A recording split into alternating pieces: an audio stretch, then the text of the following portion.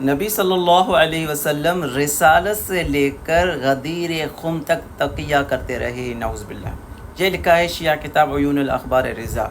یعنی امام علی رضا علیہ السلام کے جو اخبار ہیں ان میں یہ بات لکھی ہوئی ہے۔ جن کی کتاب ہے یہ شیخ صدوق کی کتاب ہے، اور اس کے جلد 2 میں لکھا ہوا ہے، اور صفحہ نمبر ہے 275 میں لکھا ہے، یہ دیکھیں۔ سہل بن قاسم نوشجانی نے بیان کیا ہے کہ ایک شخص نے امام علی رضا علیہ السلام نے کہا کہ عروہ بن زبیر سے یہ روایت کی جاتی ہے کہ پیغمبر اکرم وفات تک حالت تقیہ میں رہے۔ یہ سن کر امام علیہ السلام نے فرمایا،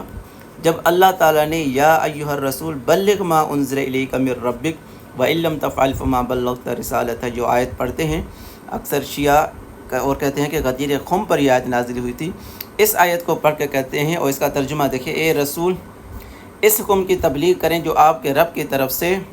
آپ پر نازل کیا گیا ہے، اور اگر آپ نے ایسا نہ کیا تو گویا آپ نے اس کا پیغام ہی نہیں پہنچایا،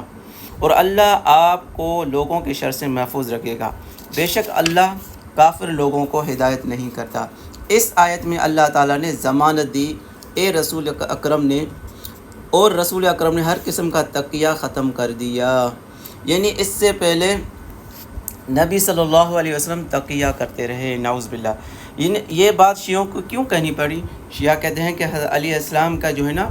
اس کی خلافت جو ہے نا، نبی صلی اللہ علیہ وسلم تقیتاً نہیں بتاتے تھے، تقیہ کر کے نہیں بتاتے تھے امت کو، لیکن جب اللہ کی طرف سے ڈانٹ پڑی یہ آیت پڑھ کے، یا ایھا الرسول بلغ ما انزل، پھر اللہ کے نبی نے تقیہ چھوڑ دیا اور کھل کر غدیر پر صراحتاً جو ہے نا، صراحت تو اس میں بھی نہیں ہے، لیکن شیعہ کہتے ہیں کہ صراحتاً پھر علی کی خلافت کا اعلان کیا۔